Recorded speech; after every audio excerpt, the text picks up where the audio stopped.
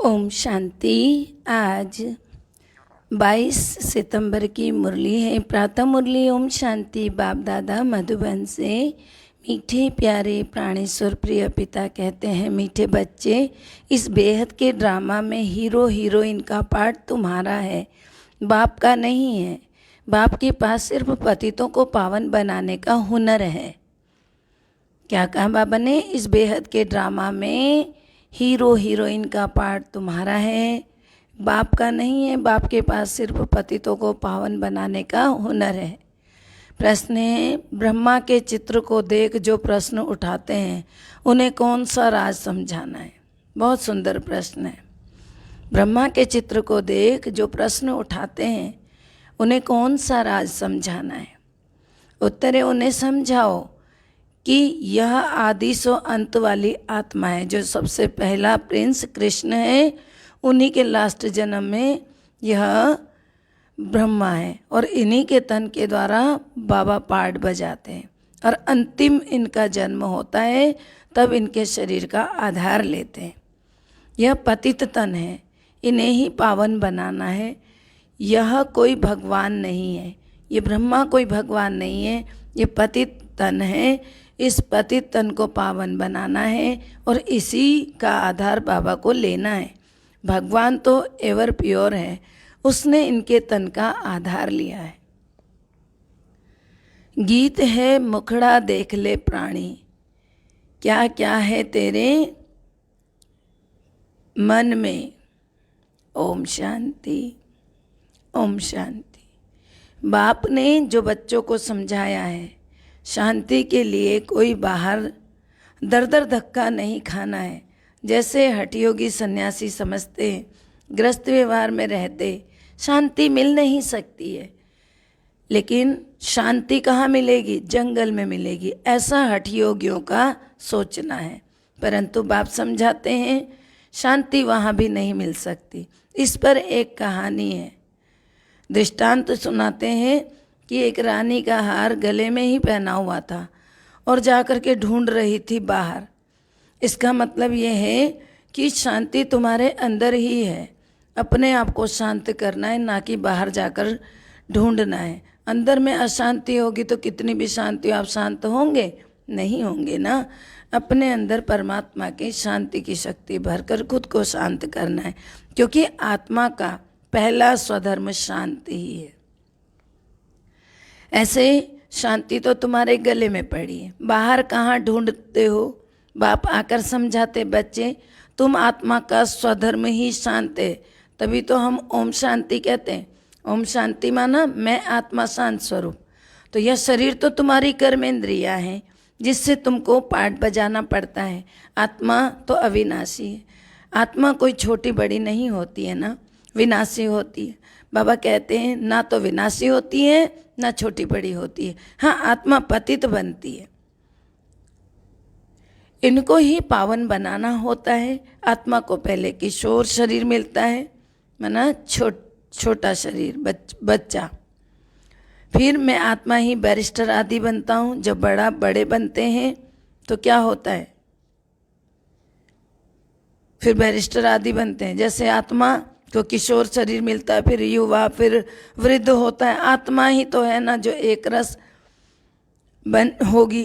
तो पहले तो आत्मा को जानना होता है कि मैं कौन हूँ। मैं बैरिस्टर आदि बनता हूँ तो मैं कौन हूँ वास्तव में? जो बैरिस्टर बनने के लिए शरीर में बैठा है वो कौन है? वो आत्मा है। इसको कहा जाता है आत्मा अभिमानी। आप समझाते हैं, बच्चे तुम देह अभिमानी बन पड़े हो, इसलिए अपने को शरीर समझ लेते हो। ये भूल जाते हो कि मैं आत्मा हूँ, यह शरीर है मेरा है और मैं आत्मा, यह मेरा शरीर। अपने को रियलाइज करना है। पहली बात ही यही है कि यहाँ अपने आप को महसूस करना है कि मैं आत्मा हूँ। 84 जन्म भी आत्मा लेती है। अभी बाप ने समझाया है, जो ब्राह्मण बने हैं फिर वही देवता बनने वाले हैं।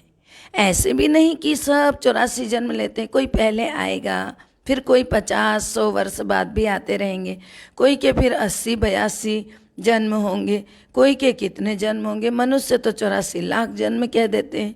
यहाँ तो 84 में ही देखो कितनी हालत खराब हो गई, 84 जन्मों में ही।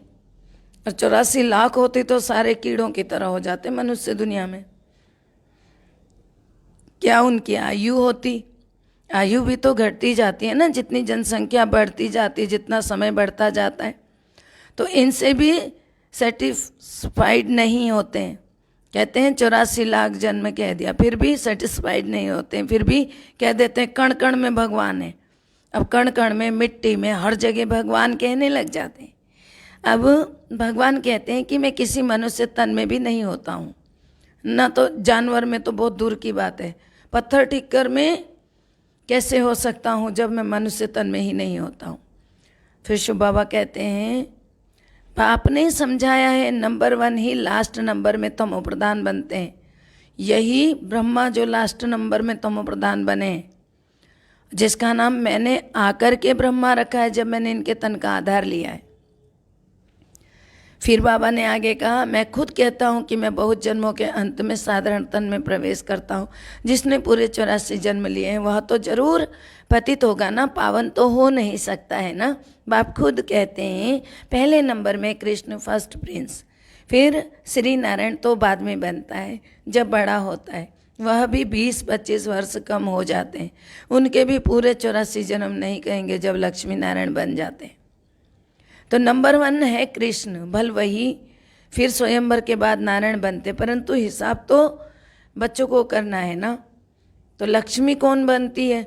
फिर राधे लक्ष्मी बन जाती है स्वयंवर के पश्चात। पूरा 84 जन्म 5000 वर्ष कृष्ण के ही कहेंगे।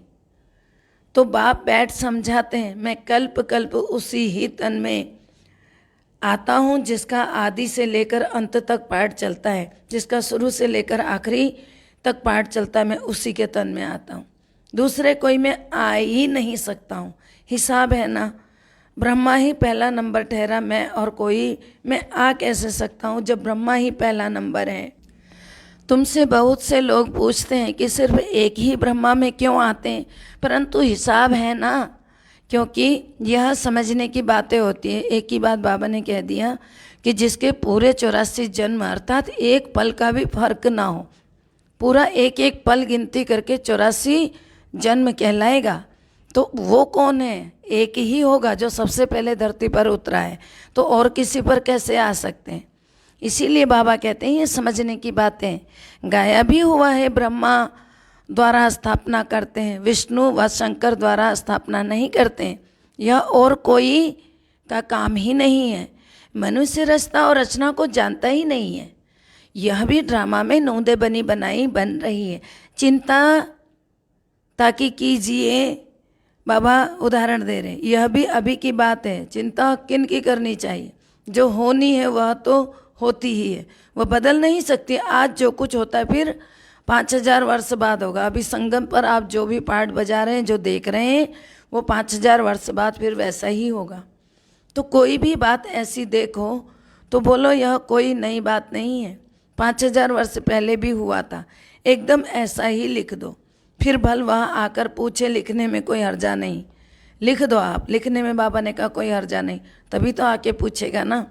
तो यह लड़ाई पहले लगी थी, नथिंग न्यू लगी थी। तो महाभारत की लड़ाई 5000 वर्ष पहले भी हुई थी, फिर हो रही है। तो क्रिश्चियन ने भारत में आकर राज्य छीना, नथिंग न्यू। फिर कल्प बाद ऐसे ही होगा। यह वर्ल्ड की हिस्ट्री ज्योग्राफी रिपीट होती रहती है।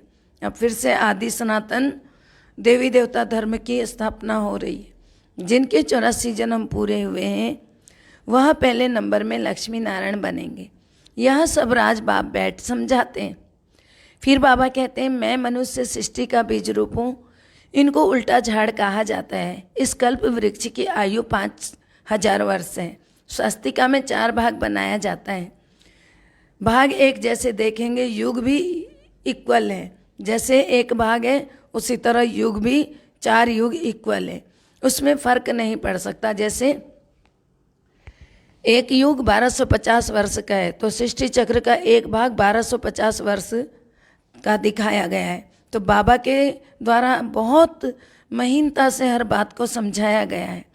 बाप समझाते हैं कि देखो दुनिया में तो क्या क्या हो रहा है, कोई मून में जा रहा है, कोई आग पर, कोई पानी पर चलना सीखते हैं। यह सब है फालतू, इससे कोई भी फायदा नहीं। मनुष्य पावन बन मुक्ति जीवन मुक्ति में तो नहीं जा सकते, कुछ भी करे परंतु वापस घर नहीं जा सकते। आत्मा को अपना घर और बाप का घर भूल गया है। आत्मा अपने को ही भूल दे अभिमानी बन पड़ी है। फिर मंदिरों में जाकर महिमा गाते हैं, आप सर्वगुण संपन्न, हम नीच पापी हैं, अपनी गलानी करते हैं। बाप तो कभी पुजारी नहीं बनते हैं ना। अच्छा, फिर सेकंड नंबर में कहेंगे कि शंकर भी एवर पूज्य है, वह भी पुजारी नहीं बनता है, उनका पाठ ही यहाँ नहीं है। उनका पाठ कहाँ है? सूक्ष्म वतन में बैठा हुआ शिव बाबा की याद में। यहाँ से जब संसार के सारे आत्माएं ऊपर चली जाती है, शंकर कहाँ रहते? शंकर ऊपर ही रहते। तो इस स्टेज पर पाठ है। बाबा कहते हैं कि ब्रह्मा और विष्णु का पाठ इस स्टेज पर है, लेकिन शंकर का पाठ यहाँ का नहीं है। वो अंत में एक बारी उन पाप आत्माओं की आत्मा को खींचने के लिए, पापियों की आत्मा को खींचने के लिए उनके शरीर से छुड़ाए प्रभु तक, प्रभु के पास पहुंचाते हैं। यह पाठ शंकर का है। तो सब क्या कह देते हैं? शंकर द्वारा विनाश। जबकि विनाश होते समय जब जो आत्माएं तड़पती हैं, भटकती हैं, उन आत्माओं को ठिकाने लगाने के लिए, शिव बाबा तक पहुंचाने के लिए शंकर का रोल है। इतना सुंदर रोल है, लेकिन हम सब उनके रोल को अच्छे से जान भी नहीं पाते होंगे। कई हैं जिनको बिल्कुल पता भी नहीं है, बहुत अच्छे से ज्ञान में चलते हैं, लेकिन समझाते क्या हैं, कभी सुन के देखें तो फिर खुद ही लगता है कि यहीं गड़बड़ी हुई है। तो शंकर का रोल क्या है? उन भटकती तड़पती आत्माओं को जिनको सजाएं मिलेंगी लास्ट में, उन आत्माओं को जगह कौन दिलवाएगा? वो काम है शंकर का। अर्थ कुछ भी नहीं समझते, यह भी गाते ब्रह्मा द्वारा स्थापना कौन करते हैं, उनका चित्र ही नहीं है। मुख से कहते हैं परंतु कहाँ है शिव, क्या चीज़ है, वह भी नहीं जानते। आत्मा के लिए कहते हैं भ्रिकुटी के बीच चमकता है अजब सितारा। मैं आत्मा अविनाशी हूँ, शरीर विनाशी है। कितने शरीर लेते हैं कुछ भी पता नहीं है। मनुष्य कितने दुखी हैं, रड़ियाँ मारते रहते हैं। ओ गॉड फादर, जब से दुख शुरू हुआ है ना, पुकारते आए हैं। यह भी समझाया गया है। भारत में जब रावण राज्य होता है तो ऐसे नहीं कि और धर्मों में भी रावण राज्य हो गया, नहीं। उनको तो अपने समय पर सतो रजो तमो में आना है। तो यह कहानी सारी भारत पर है। वह तो बाई प्लाट है ना, वो तो बाद में आते हैं। पहले आदि सनातन देवी देवता धर्म जब गिरता है तब उन धर्मों का आना होता है। वो भी द्वापर से शुरू होता है। द्वापर अर्थात जब दो पर आ जाता है सृष्टि का चक्र, अर्थात दो तरह के इंसान होते हैं, अच्छे और बुरे। उनमें दो तरह के गुण होते हैं, 8 कलाओं के साथ 4 गुण अच्छे 4 गुण बुरे। तो इस तरह से, या फिर 16 में से 8 गुण बुरे और 8 गुण अच्छे, ऐसा कहा जा सकता है। तो आधा आधा होता है। फिर उसके बाद कलयुग आता है। कलयुग में क्या होता है कि वो सब गुण भी खत्म हो जाते हैं। तभी काल का युग, कलह का युग कहा जाता है। कलयुग नहीं, कलह का युग कभी भी जाना है। अकाले मृत्यु का युग, मृत्यु लोक इसीलिए कहा जाता है कलयुग को। भारत जब तमो प्रधान बनता है, बाबा कहते हैं बाई प्लाट होता है तो ये बीच में आते हैं, अर्थात द्वापर में आते हैं। जबकि भारत तमो प्रधान बन जाता है तो फिर सारा झाड़ तमो प्रधान बन जाता है। उनको भी सुख दुख भोगना पड़ता है। झाड़ में नए पत्ते निकलते हैं, वह बड़े शोभनिक होते हैं। नयों को फिर सतो रजो तमो में जरूर आना पड़ता है। चाहे कितने भी धर्म स्थापक आए, सभी नीचे गिरते जरूर हैं। तो उनका कुछ मान थोड़ा रहता है, क्योंकि बाद में आए हैं। तब तक आदि सनातन देवी देवता धर्म वालों का मान समाप्त हो जाता है। फिर अपनी ही मूर्तियों की पूजा शुरू कर देते। एक जन्म में भी सतो रजो तमो से पास कर सकते हैं। जैसे मान लो किसी का जन्म ही एक है, वह पहले सुखी होगा फिर दुखी होगा, फिर सुख दुख का हिसाब किताब पूरा करके चला जाएगा। तो इसीलिए बाबा कहते हैं, परंतु उसकी कोई वैल्यू नहीं रहती है। वैल्यू तो उनकी है जो हीरो हीरोइन का पार्ट बजाते हैं, अर्थात जो पहले जन्म में आते हैं। ऐसे नहीं कहेंगे कि बाबा ही हीरो हीरोइन का पार्ट बजाते हैं, बाबा के लिए नहीं कह सकते हैं। वह तो आकर पतितों को पावन बनाने का पार्ट बजाते हैं, खुद पतित नहीं बनते हैं, क्योंकि शरीर ही नहीं है और ये पार्ट भी नहीं है।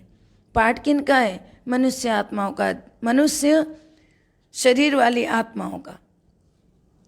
तो बाबा कहते हैं तुम पतित से पावन बनने की मेहनत करते हो ना, श्रीमत पर राजयोग से ही राज्य लिया जाता है। फिर बाबा कहते हैं तुमने राजयोग से ही राज्य लिया था, अभी तुम फिर ले रहे हो। बाबा कहते हैं मैं तो राज्य नहीं करता हूँ ना। फिर आगे बाबा ने कहा तुमको राजाओं का राजा बनाता हूँ। अब दुनिया में मनुष्य कहते तो बहुत हैं, भगवान नु वाच है। अब भगवान नु वाच कहते हैं मैं तुमको राजाओं का राजा बनाता हूँ, परंतु उनका अर्थ खुद भी नहीं समझते हैं। भगवान ही राजाओं का राजा बनाते कहते हैं, फिर उसके बाद अर्थ नहीं जानते, न किसको समझा सकते। भगवान नु आज तो जरूर भगवान आया था ना, तब तो कहा होगा ना, तभी तो भगवान नु आज हुआ ना, उनके शब्द हुए ना। भगवान नु आज अर्थात भगवान के शब्द हैं, ये मनुष्य के नहीं हैं। भारत में ही शिव जयंती शिवरात्रि मनाते हैं। बाप आते भी हैं भारत खंड में। भारत ही अविनाशी खंड है, उनकी महिमा बहुत भारी है। जैसे बाप की महिमा अपरंपार है, वैसे भारत की भी महिमा अपरंपार है। भारत में ही परमपिता परमात्मा आकर सब मनुष्य मात्र की सद्गति करते हैं, सबको सुख देते हैं। उनका ही बर्थ प्लेस भारत है। बाबा शिव भी भारत में ही आते हैं। तो बाबा कहते हैं भारत ही प्राचीन देश है, सबसे पुराना, और शिव बाबा का अवतरित होने का स्थान, जहाँ मेरे बाबा आते हैं। कितने धन्य हम भारतवासी। वैसे तो धरती का पूरा गोला ही अगर भारत पे पांव रखा तो सब पर ही पहुंच गया, परंतु जहाँ वो प्रॉपर बैठ कर के अपना राजयोग सिखलाते हैं और खुद भी करते हैं, तो वो क्या चीज, कौन सी जगह है? वह भारत है। महान है भारत के बच्चे और भारतवासी। बाबा कहते हैं भगवान राजयोग सिखलाने के लिए भारत में ही आया था, परंतु कृष्ण को भगवान कह देने से उनकी महिमा नहीं रही, शिव बाबा की महिमा ही खत्म कर दी। भगवान तो है ही एक, कोई कृष्ण भगवान नहीं, वो तो देहधारी। अगर देहधारी नहीं है तो फिर शिवलिंग की पूजा क्यों करता है? फिर कहते हैं उनको ही सतगुरु कहा जाता है। किसको? शिव परमात्मा को। बाकी गुरु तो ढेर के ढेर है, कोई धंधा सिखलाने वाले को भी गुरु कह देते हैं। तो आजकल तो देखो सबको अवतार मान लेते हैं, कुछ भी तो समझते नहीं है ना। जब बिल्कुल ही पतित बन जाते तब पुकारते बाबा आकर हमको पावन बनाओ। फिर बाबा आगे कहते हैं बाप ही आकर फिर सच्ची सच्ची अमर कथा सुनाते हैं। अब तुम्हारी बुद्धि में कि हम 84 जन्मों में कैसे आते हैं, पहले अच्छा जन्म फिर उतरते जाएंगे। फिर बाबा कहते हैं ना दुनिया भी उतरती कला होती रहती है, दुनिया की भी उतरती कला होती रहती है, मनुष्य की भी उतरती कला होती रहती है। सतो रजो तमो बनते जाते हैं। सतयुग से फिर थोड़ी थोड़ी उतरती कला शुरू हो जाती है। चढ़ती कला तेरे भाने सर्व का भला, सर्व का सदगति दाता तो एक बाप है ना। वो गुरु लोग तो सिर्फ शास्त्र सुनाते हैं, सुनते सुनते गिरते ही आए हैं। बेहद का बाप आकर बच्चों से पूछते हैं मैं तुमको इतना साहूकार बनाकर गया, इतने हीरे जवाहरों के महल देकर गया, वह सब कहाँ गए? लौकिक बाप बच्चों को पैसे देते हैं, लेकिन बच्चे पैसा बर्बाद कर देते हैं। तो बाप बुलाकर पूछते हैं तुमने इतना पैसा कहाँ बर्बाद किया? बच्चों के पास पैसे होने से उड़ाते बहुत हैं। बाप धर्मात्मा है, तो बच्चे विलायत में जाकर लाखों रुपए उड़ाते आते हैं। बाप कुछ कर नहीं सकता है। बाप कहते हैं कि फारकती भी नहीं दे सकते, पिता है तो बच्चों को छोड़ भी नहीं सकते, धोखा भी नहीं दे सकते, क्योंकि दादे की मिल्कियत है, परंतु अंदर जलते रहते हैं। बाप के मर जाने के बाद क्या होता है, कोई कोई तो ऐसे गंदे बच्चे होते जो 12 मास में ही सारी मिल्कियत उड़ा देते हैं, सारी धन संपत्ति उड़ा देते हैं, ऐसे लौकिक में होते हैं। तो वह तो हद की बातें हैं। फिर आगे बाबा कहते हैं यह है फिर बेहद की बात। बेहद अर्थात परमात्मा की बातें हैं। बेहद का बाप कहते हैं, स्वयं शिव परमात्मा कहते हैं तुम कितने धनवान थे, विश्व के मालिक थे, फिर कंगाल क्यों बने? कभी सोचा? इतना धन तुम्हारा कहाँ गया? बच्चों से ही बाप पूछेगा ना।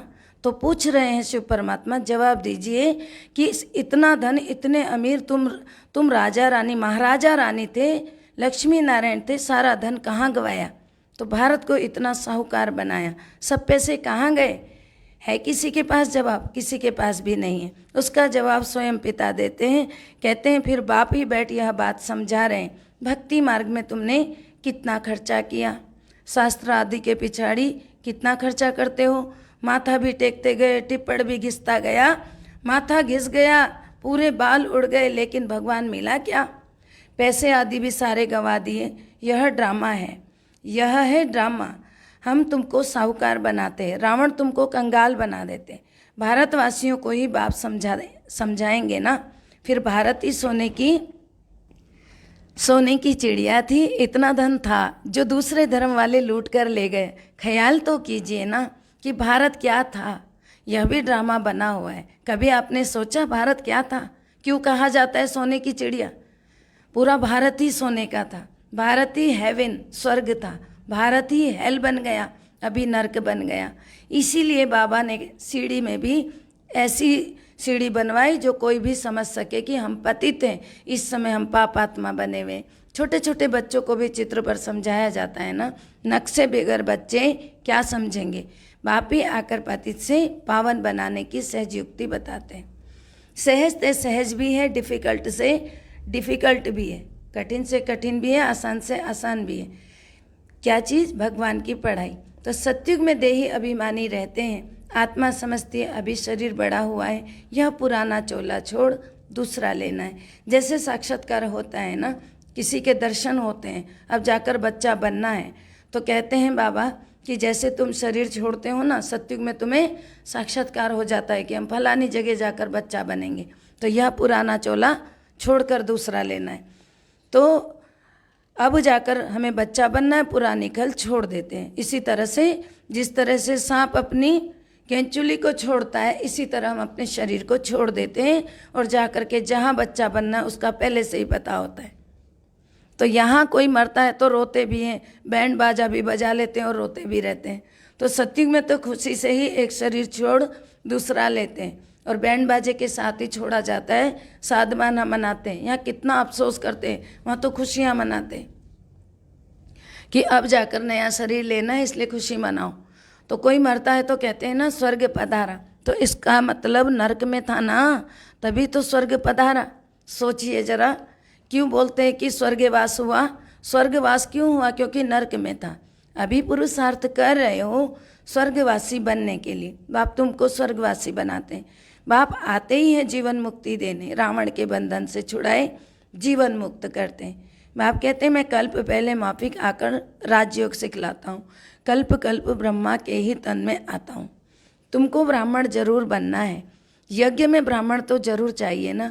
यह है राजस्व अश्व में एक अविनाशी ज्ञान यज्ञ। तो बाबा कहते हैं इस रथ को स्वाहा करना है, माना जो इस समय का रथ है उसको स्वाहा करना है। अश्व इस रथ को कहा जाता है, घोड़ा किसे कहेंगे? इस शरीर को कहेंगे। इस शरीर में आत्मा बैठी है, लेकिन यह शरीर पाप की दुनिया का है, इसलिए इसको स्वाहा करके पुण्य की दुनिया का शरीर मिलेगा। तो राजस्व स्वराज्य के लिए यह सब अश्व अर्थात ये शरीर, इसमें कलयुग के जो अंतिम समय होगा विनाश में समा जाएगा, स्वाहा हो जाएगा और होना ही है। आत्मा तो स्वाहा नहीं होगी, आत्मा हिसाब किताब चुकतू कर चली जाएंगी, फिर नए सिर सबका पाठ शुरू होगा। इनको कहा जाता है हिस्ट्री ज्योग्राफी रिपीट करना। बाप आते ही हैं नई दुनिया की स्थापना, पुरानी दुनिया को खल्लास करने के लिए। यह एक ही महाभारत की लड़ाई है जो शास्त्रों में गाई हुई है। तो समझाना चाहिए इस लड़ाई से यह स्वर्ग के द्वार खुलते हैं, इसलिए इनका गायन शास्त्रों में है। इस लड़ाई से क्या होगा? जो अभी इतना तूफान मच रहा है, कितने बॉम्ब्स छूटेंगे, सारा नेचुरल कैलेमिटीज होगा, इससे क्या होगा? स्वर्ग के गेट खुल जाएंगे। अच्छा, मीठे मीठे सिकिलदे बच्चों प्रति माता पिता बाप दादा का याद प्यार और गुड मॉर्निंग। रूहानी बाप की रूहानी बच्चों को नमस्ते। हम रूहानी बच्चों की रूहानी बाप दादा को दिल व जान से सिकवा प्रेम से याद प्यार नमस्ते, good morning, diamond morning, Om Shanti. मीठे प्यारे बाबा, शुक्रिया शुक्रिया। धारणा के लिए मुख्य सार है, पहला है बीती बातों का कभी भी चिंतन नहीं करना, जो हुआ सो हुआ, बिंदी लगाओ। जो बात बीत गई नथिंग न्यू समझकर भूल जाना है। जो हुआ ड्रामा में था, हो गया, खत्म हुआ, अब उसको सोचो नहीं। सोचने से क्या होगा? कोई चिंता की बात होगी तो चिंता में फंसते जाएंगे। दूसरा है इस राजस्व अश्व में यज्ञ में अपना तन मन धन सब कुछ स्वाहा करके अपने जीवन को सफल करना है। इस अंतिम जन्म में संपूर्ण पावन बनने की मेहनत करनी है। इस राजस्व अश्वमेघ यज्ञ में अपना तन मन धन सब स्वाहा कर सफल करना है। इस अंतिम जन्म में संपूर्ण पावन बनने की मेहनत करनी है। मीठे प्यारे बाबा के वरदानी हाथ हम सब के मस्तक पर प्यारे पिता वरदान दे रहे हैं। बहुत सुंदर वरदान लेना है कि मास्टर त्रिकालदर्शी बन हर कर्म युक्ति युक्त करने वाले कर्म बंधन मुक्त भव। मास्टर त्रिकालदर्शी बन हर कर्म युक्ति युक्त करने वाले कर्म बंधन मुक्त भव। त्रिकालदर्शी अर्थात तीनों कालों को जानने वाले। अर्थ है जो भी संकल्प बोल व कर्म करते हो वह मास्टर त्रिकालदर्शी बनकर करो। कोई भी कर्म व्यर्थ व अनर्थ नहीं हो सकता। त्रिकालदर्शी अर्थात साक्षीपन की स्थिति।